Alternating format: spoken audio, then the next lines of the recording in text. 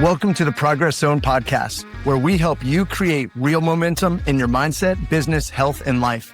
I'm your host, Jody Donaldson, and every week we'll explore the small, intentional steps that lead to big, lasting growth.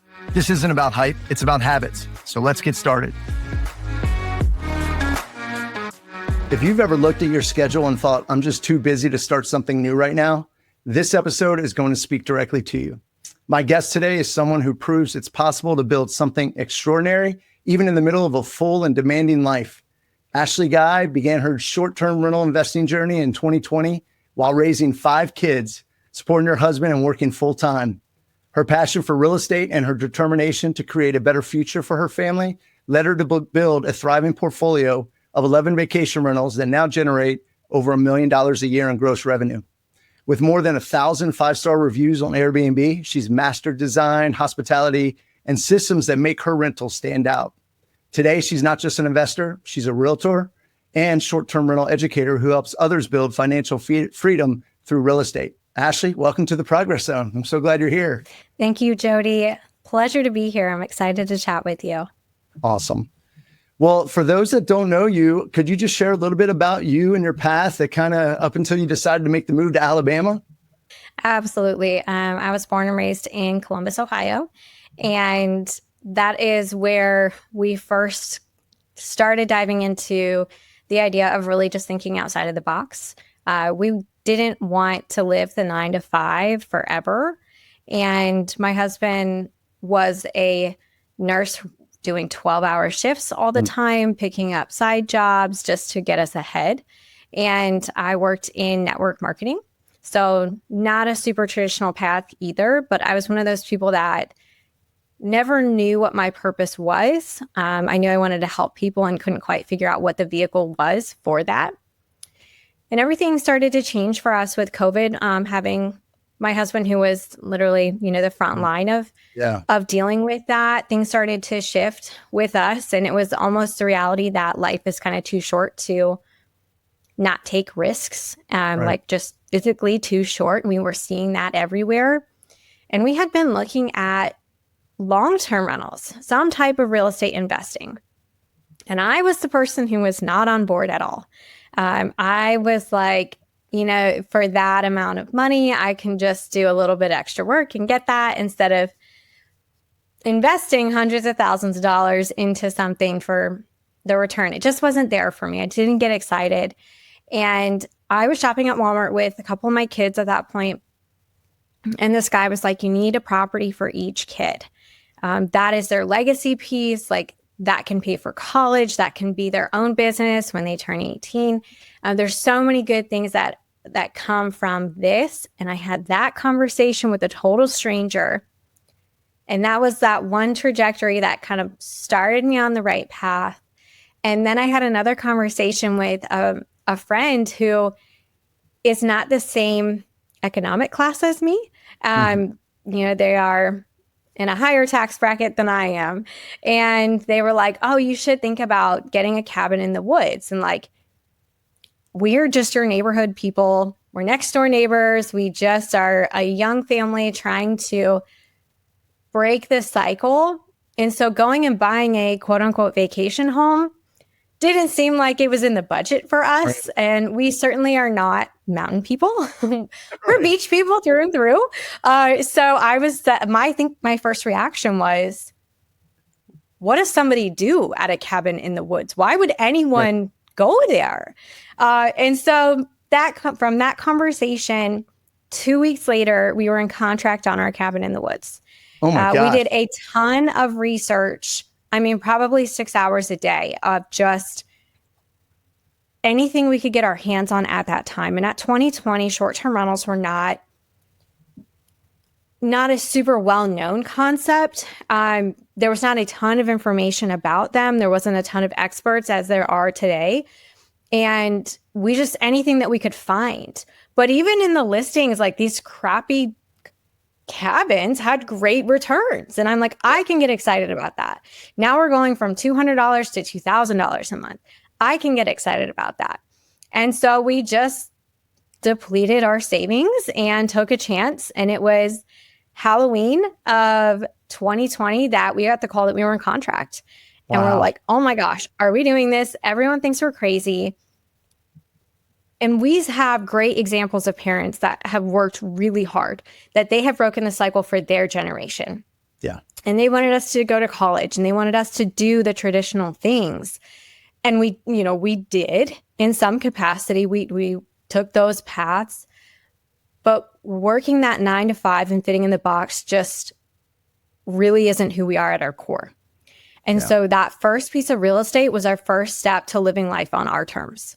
And we always knew that we were going to dream big and we were building something bigger. We just weren't sure what that was going to look like. And I remember, you can even go back and find it on my husband's Facebook page. He took a picture on one of our vacations and was like, one day we're going to own a beach house. Oh, cool. And we figured that out. We figured out how to have a vacation spot, to have it be a profitable asset for us, to continue to build our current wealth and our generational wealth. And we started just repeating the process, and it was rinse and repeat, and it was rinse and repeat.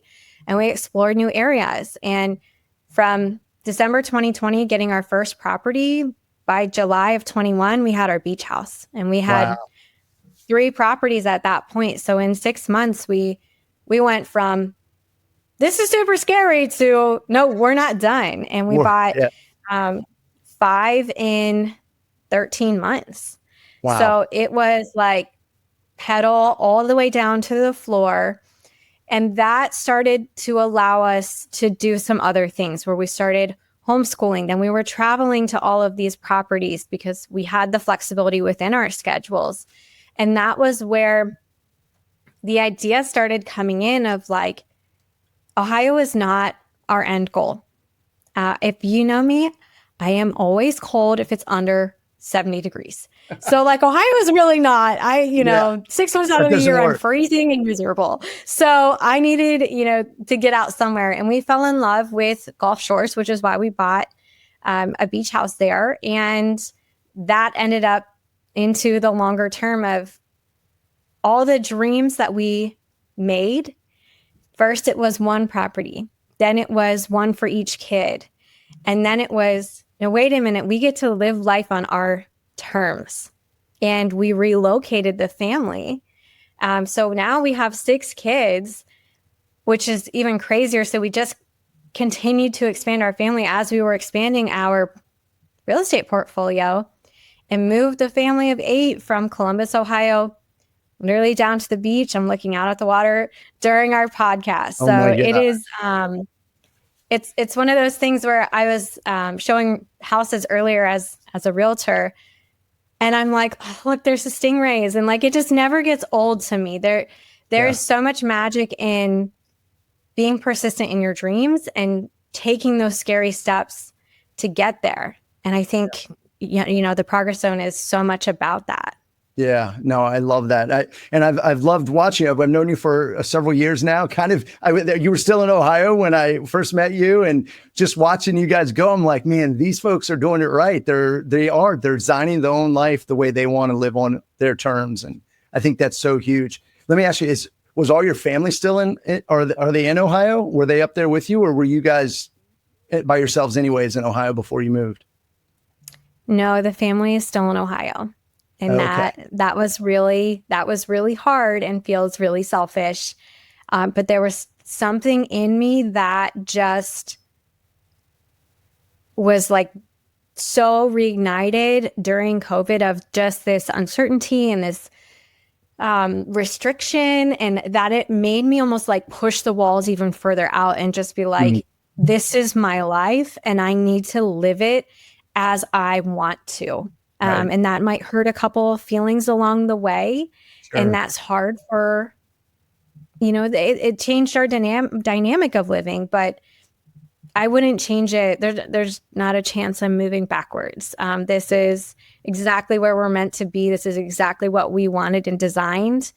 And we will continue to, ride out the dream. Yeah, that's so awesome. Now, I'm sure, and I know it was hard for you guys. Did you have support from folks going, what are you guys doing? Or was it more of like questioning your sanity? Like, you're going to move the whole family down there? And start over and, find new jobs or make your own job? Like how do those conversations go? Because I can only imagine, how tough that must have been, not just for you, but for like the whole concept. So we live by the idea of like commit and then figure it out. And so we're like, okay, we're moving. All right, we're moving. And we sold our house. And then 3 weeks before we moved from Ohio to Gulf Shores, the house we were going to rent fell through. And it was literally like, okay, this is a lot of people that I'm responsible for that I have to relocate and find somewhere for them to live. And this was because we were building a house down here and just, it wasn't going to be done in time. So everybody looked at us like we were crazy. Absolutely. I think some people still think it is crazy to just uproot your family. And all the time people say like, why did you move? And I'm like, because I wanted to. Oh, it wasn't for work. No, like this is for fun. Yeah. You are allowed to live for fun and make those decisions. And it's not irrational. It's not crazy, but it's rare. People look at you like you're the weird person because life is short and I'm going to live it on my terms and I'm going to make decisions because it's fun. Yeah. Well, I think so many of us, and, I know it's out of love and just kind of the way it is when they talk about go to school, get an education, get a good job, stay 30 years, get your pension. That's my dad's a police officer, retired police officer, 30 years, like get a pension, and look at it. I'm like, that's not enough, like to live the way I would want to live or others. And so decisions that we've made have been very much kind of like what you guys have done is, it's not selfish because in the grand scheme of it is that we're stuck sometimes in these little expectations of society of you just do the 9 to 5 and people are burnt out. I don't know if it's the age I'm at, but I meet a lot of folks that are just kind of empty shells of humans and it's sad. They're burnt out. They're overwhelmed. They don't know where to start. They kind of feel stuck in their job or their location. And it's kind of sad. There is so much more that every single one of us could be doing to improve one piece of our life and moving forward and progressing. So I love that about that. When you and your husband decided, how did you deal with like the fear of that? Like, how did you work through that? Like mindset wise, like, yeah. Maybe this is not the right answer, but the truth is that failure just isn't an option for me. So I don't know that. I think I was only fearful of the kids maybe not adjusting well, but I wasn't afraid. Cause just to me, like, this isn't going to fail. This plan, this move is going to be good for our family. And my brain just doesn't really operate any other way at this point. I had to train it that way. I definitely was like the victim mindset, like through college and probably as a young adult for sure. And I've, learned a whole lot of that accountability and those things are in my control. And I have had that mindset for probably about 5 years. I mean, probably since 2020, like failure is just not an option. So, I mean, if it really sucked, we could have just gone home. Could have just gone back to Ohio. Right. That's basically what it came down to. It's either going to work out or it doesn't, and there's no in between. Yeah. But in my brain, it was just that there's no, this is not going to fail because that's just not an option. This is exactly where we're supposed to be. This is going to work out. Did it take our kids time to adjust? And did those things happen? Yeah, absolutely. It took, and it took them longer to adjust than I expected. But I could not have felt more strongly about the move. Like anybody else that had anything to say, like I just didn't hear it. Like they might have been fearful for me, but it just bounced off of me because that's not what was in my brain. I was so focused on that target, and I don't want to say that fear didn't exist, but in my brain it just didn't. Yeah. Well, it's worked. So it's probably the best way to be thinking about it thus far.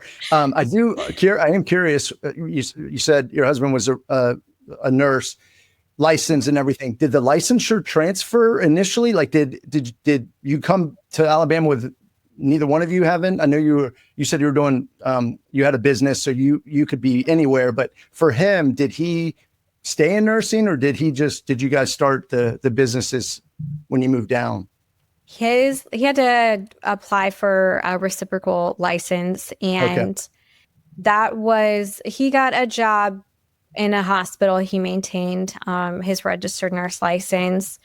And then it was the plan, once we decided that we were going to move down here, that I was going to get my real estate license. I had been supporting investors for many years, connecting them with other great realtors, giving them guidance and consulting in the short-term rental industry. And so that was a way for me to just give that 360 support to these people that trust me and that I can help, and just really give that hands-on, like, no, I can actually now be the person that goes in with you, looks at them with you. I have access to a lot more information to make better decisions. And that was always the plan for me to get real estate. Now, I am not the traditional realtor, especially not here. We have, I think, the third most populated, like, quantity per area of realtors in the United States. So there's a ton of competition here, but I don't service the typical clients, I guess. I'm not the residential realtor. My knowledge is far superior than most. I'm having firsthand knowledge of rentals here for several years. And that allows me to just very confidently assist other investors and be the expert for real estate investing for short-term rentals in the Gulf Coast. So that was, you still have to build that up, that exposure, but I had been putting out so much content about that for so many years that I already had a loyal following that then trusted me with that next step of their decision. And it's been so much fun. Like, it's so rewarding to, you've already done it yourself, and then you're looking at somebody who's like, I want that step outside of the box. I want to take that next step towards my goal. And then just being able to assist them in that process is just like, is the most heartwarming feeling, knowing that they're following their dreams too. Yeah. I love everything about that. I mean, to see it light up and then realize that there's something else, like that they had only thought it was in a dream, or what other people do, not that they could do. Right. So, yes. I just, that's so cool. You went back, go back to your first property when you did that. Yeah. You said that was within a few weeks, you guys were like studying locations, and like, how did you make that first decision of, like, I mean, there's a lot of cabins all around, Pigeon Forge or, Blue Ridge, Georgia. Like, so how did you guys narrow that down? Was it based on statistics that you were reading for the returns, or kind of talk through that first one? Because I think that first one was probably the hardest thing, but once you did it, it was like, okay, now just rinse and repeat. Yes. So our friends that told us about getting a cabin in the woods because they had one, they were invested in the Smoky Mountains in Tennessee. And neither my husband nor myself at that time had ever been there. And again, just like, not our thing, didn't understand why people would pay money for that experience. And we just utilized, at the time, I think we were just heavily utilizing like YouTube and Facebook to connect with other people that had done that. And in that market, it was a short-term rental market already. And so we were seeing in the listings and looking at actual rental history. And then we could formulate our own numbers and estimate. And was it scary? Like, it was absolutely scary. That was definitely the hardest. And we bought that cabin sight unseen, as we did the majority of our portfolio. We only started looking at them once we moved to Gulf Shores. So we had never been even to that city or town, or knew nothing about, like, we could read about the tourism, but no firsthand experience about that. We trusted that the numbers were accurate and that we could figure it out. And it was ugly. We've made a lot of costly mistakes, but that's just part of it. You just have to learn the hard way sometimes. And we did, and we paved that path. But that was you look back and you're like, were you nuts? I think that's what my mom said at one point, was just like, you have a big family and you're just going to like throw savings out the wall to just chase a pipeline dream. And you're like, yeah, Yeah. at the end of the day, I am. So, Right. but it was like that. Failure wasn't an option. Like, we're going to figure this thing out. It's going to work. I can't go in that negative spiral, because then those negative things will come true. So just no, we're going to figure it out. It's going to work. Yeah. Well, and it's worked. You've built up this portfolio that is crushing it.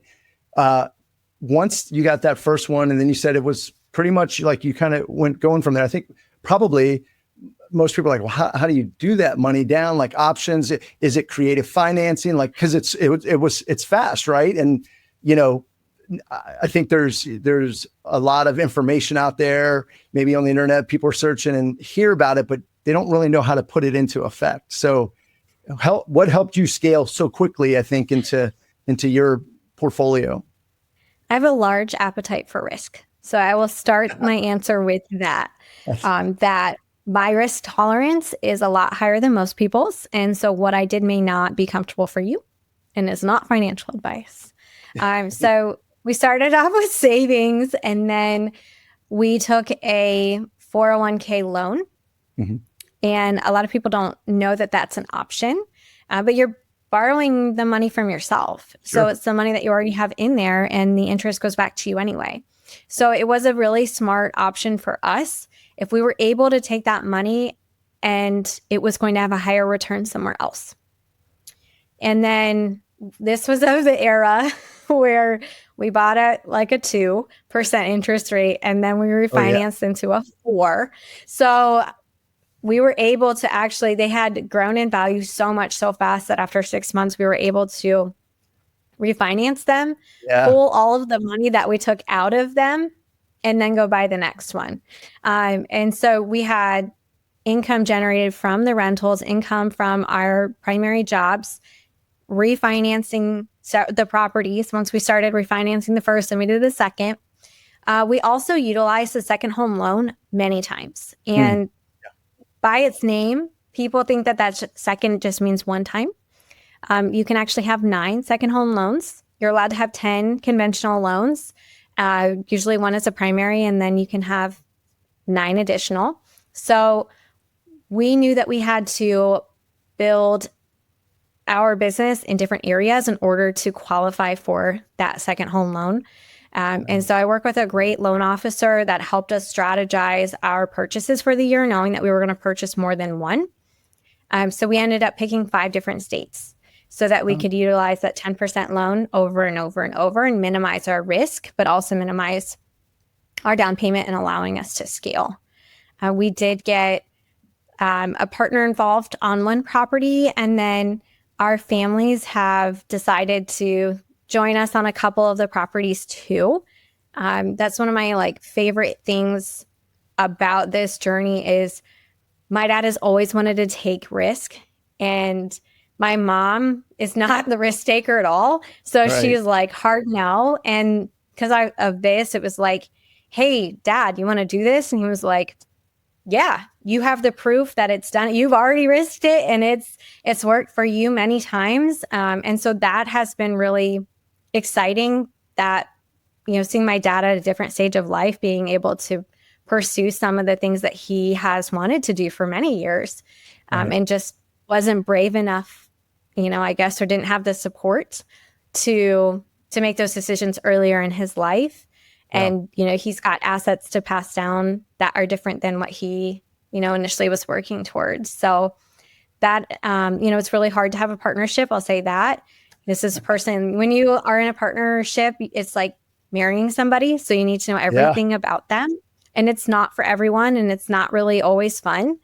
But that we, brought people with us.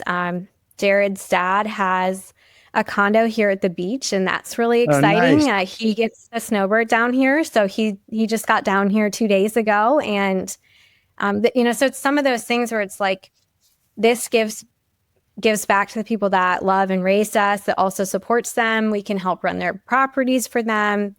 generate income, generate, assets. Just so many things come from the opportunity that we've taken that we try and share it with anybody that wants to be part of it. Yeah.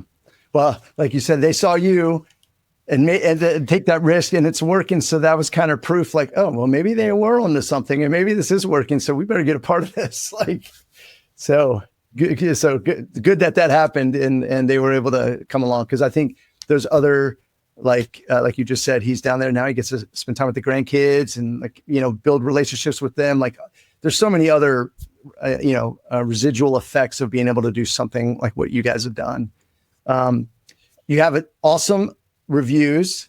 And so you've obviously figured out creating an incredible guest experience. What systems or habits have helped you kind of build this? I know there's a lot of tools out there and of course, building the right team with a great mortgage person and cleaners and things like that. But what have you used that you've realized was like, oh, this is more important than I thought. And we needed to implement this sooner or, things like that to kind of help you because it is a business and it takes a lot of moving parts to really continue to get those 5-star reviews. What I have always tried to look for in the business in order to make it better is thinking about the level of hospitality. I like the concept of who's paying for it, okay? So mom and dad are paying for it. Great. How can we make mom and dad's life easier? Can we provide what they want? Can we provide stuff so that they don't have to pack the car full? Jody, I don't know how you vacationed as a kid, but I take a lot of my personal vacation experience from my childhood of my parents were shoving sheets and you were driving 14 hours with a boogie board over your head and there's a car top carrier and then there's something on the hitch. You're just you're bringing the whole house. Yes. I mean, and it's ridiculous. That was how it was. And so I think about that craziness and how I don't want my guests to have that experience. I don't want them to arrive and say, where's the baking sheets? Yeah. Where's the plastic? Oh, my 2-year-old has to drink out of a glass cup. And that sounds so ridiculous to be that minute about it. But the truth is that the majority of Airbnb hosts don't have 2025 hospitality met. And so it's not all the glamour for me. It's the functionality. Yes, I can make anything look pretty, but if it doesn't serve the guest to even just the basic level, I've failed. So that to me is the most important thing from what are your systems? That's first. Making sure that I have provided them everything that they're going to legitimately need during their stay and have probably thought about some extras too, because this is their escape from reality. I have one shot. These are likely people that have saved all year for this one experience. And I take that so to heart that is so important for me to make that experience great. If that is our one vacation a year, it's got to be that 5-star. The other thing that I think is incredibly important is communication. And we do have auto messages with Hospitable, and that helps a good bit. And unfortunately, we have to have our phones on 24/7, but it is that quick response time to mitigate problems that has also provided a better guest experience. Do they need help with something? Do they just need to vent, or are they excited about something? Do they want to send us pictures of their vacation? There's so much that can happen because otherwise it can just be robotic. It's a human connection. There's a human on the other side of that. And I really try to make sure that they know that they're not just a number to us, that we're excited for them personally to stay with us and help them have that personal connection. Otherwise, the pricing tools that most people use are really important, like Price Labs. Yeah. But for me, the key is having a very functional space that meets the basic needs of hospitality. And then, of course, matching that with hospitable communication. Yeah. Two huge things. I think exactly what you said, the functionality piece, the glass for the kid, you think some people don't think through those things. But having kids and being a parent and knowing all that you go through, like, do I have a pack and play? Do I, like, whatever it is that I need, Yes. are you taking that off the parent? Because I didn't go on a lot of vacations as a kid growing up, but when I had my young family, my kids were little, I had the bike rack on the back, the roof rack, 10 suitcases in the car, 5 people in there, everybody packed in. And I'm like, man, this is a lot. I'm spending an hour, 2 hours packing and then unpacking. I'm like this. So I can appreciate having that functionality when I go somewhere, making sure that the simple things are there that we use in our day to day. And then the communication, I think, is key. I think maybe post COVID, I just feel like the communication in general with most things have gotten so bad, and it's lost some of that human touch and element, I think, too. So having the automation is great, but like you said, being available to handle a request or help someone find something that's never been in that area that you can lead them to, a drugstore night to get Motrin or whatever, like whatever it is they need. I think is pretty cool. How do you balance all this business and also being a mother of 6? You still have all your hair, so you haven't pulled it out yet. I do. It's just a constant rearranging in my brain of what is priority. Yeah. I have employees that support each one of my businesses. So I run real estate. I also have a management company where I manage 35 properties. Wow. And then I have a cleaning business. So I have the full service of every aspect of short-term rentals. I have my hands in, which is awesome and great. And then I have my personal properties that I'm still working on.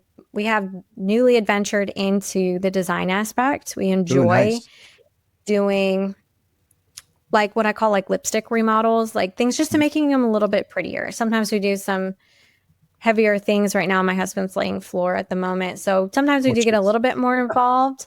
But that has been a nice creative outlet. Managing all of those and 6 children and making sure that they have the full attention that they need, it is challenging. Yeah. But I have had to rely on I can't do it all. So I need to have my support people in each one of those businesses. Yeah. And that support can even come in the form of like software programs to streamline things or that type of stuff too. So if you are looking to take on and juggle a lot of plates, for me, it's just get your support. Like, it is not what I've had to figure out. It's not fair for anybody on the receiving end of any of those businesses if it's not getting 100% of my attention or not getting prioritized. And so the only way I can do that and make everything the high level priority all the time is really through that support. And then I deal, each day I'm kind of balancing which business needs my attention. Right.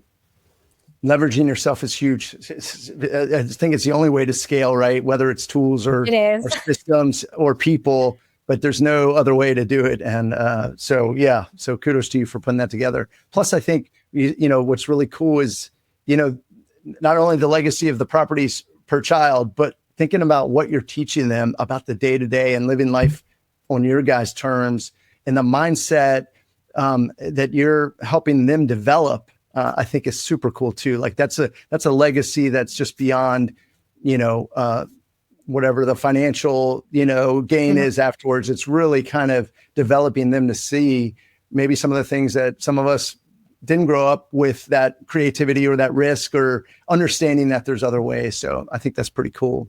Teaching children entrepreneurship or having that model, I mean, it shows the good, bad, and ugly, and they get to see that. And, they'll see when we have to deal with problems and how those are handled, and they'll see real estate deals fall apart and understand, how to value your time and all of that stuff. And it's challenging. I mean, they're there. We've had to clean houses after guests that were dirty and bring the kids with us. Like, it's part of it. They get the full on experience. And I think that will help them be a bit more well-rounded as an adult. Yeah. Yeah, for sure. And going along those lines too, though, you're running a business, you're raising the kids, you're mentoring others. That's a whole other piece. You become an educator of it. That's a lot of responsibility and energy. So how do you stay grounded through it all? What do you do for your daily rituals or routines that kind of lets you be in the moment and know what to tackle for the day? So I always wake up early. I need to work out. That is incredibly important to me.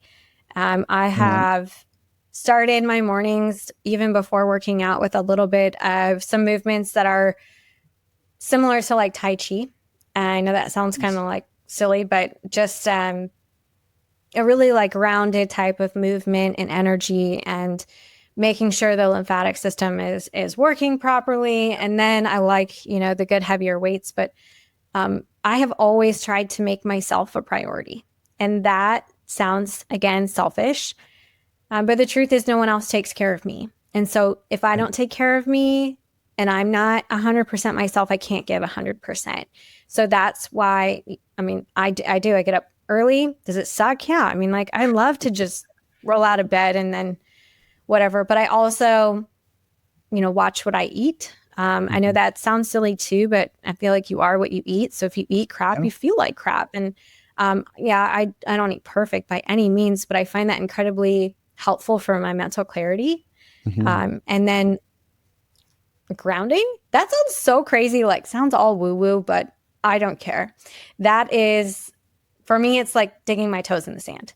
Yeah. There's something about seeing water every day that helps with my mental clarity so much. And it's so, when you stand right in front of a large body of water and you're like, all these problems that seem so massive, and then I'm just like this tiny little speck across this big ocean like this.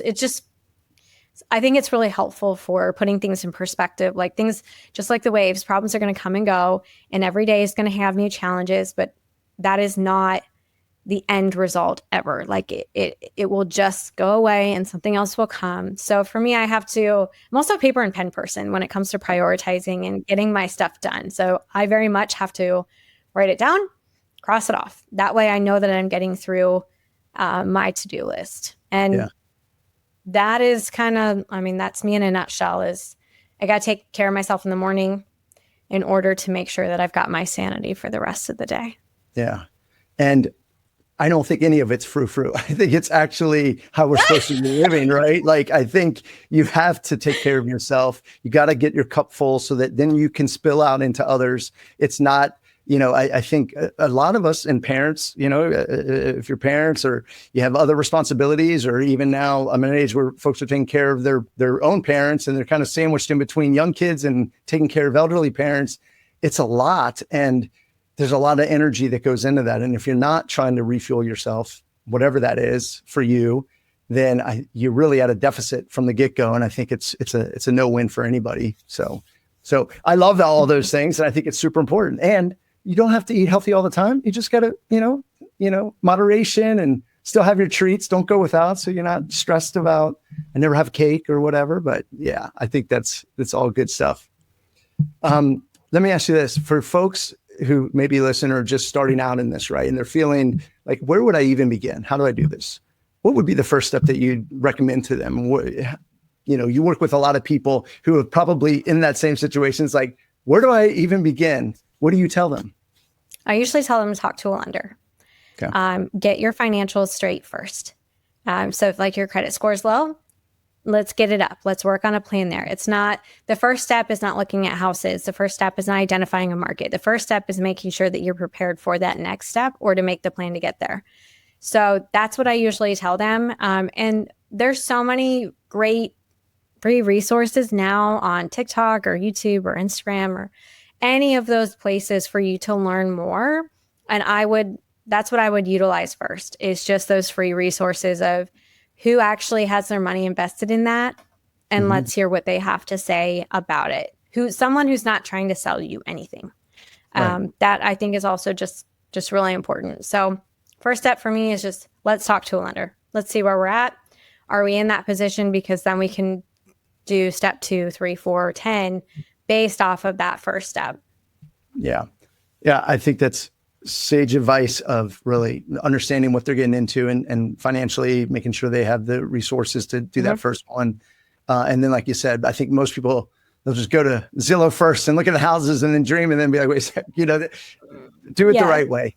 Get pre-qualified, see what you need to do, and then reach out to you. And, you have built up a good following and provided a great resource. There's a lot of good information that is free out there that people can just get educated on through TikTok and YouTube and all these things I think are also helpful for folks to understand. But and you mentioned design, you're kind of getting into that, but what's next for the Femme Investor and on your own growth journey as you keep building these businesses?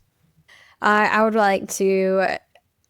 want to take the businesses. We've done a lot of this in doing horizontal expansion and adding more. And so 2026 for us is going to be vertical expansion. It's going to be taking the businesses that we have, making sure we've got the solid foundation, putting additional supports in there so that we can grow vertically. And that's what I'm looking forward to. I don't want to add any additional streams of income in that respect of building a new business again.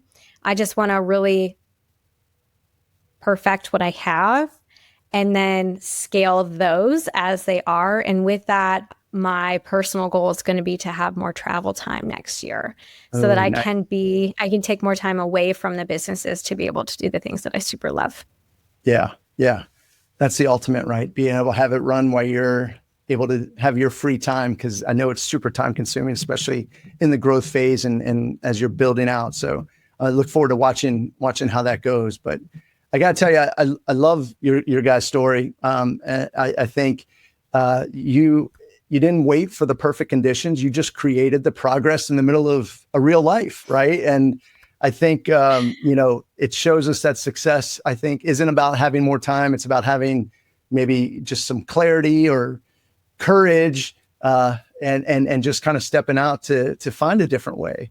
But I thank you so much for sharing your journey and for reminding all of us what's possible when your purpose meets your persistence, and you guys have done it. But if folks wanted to get in touch with you, what's the best way to reach you or follow you and also see your properties?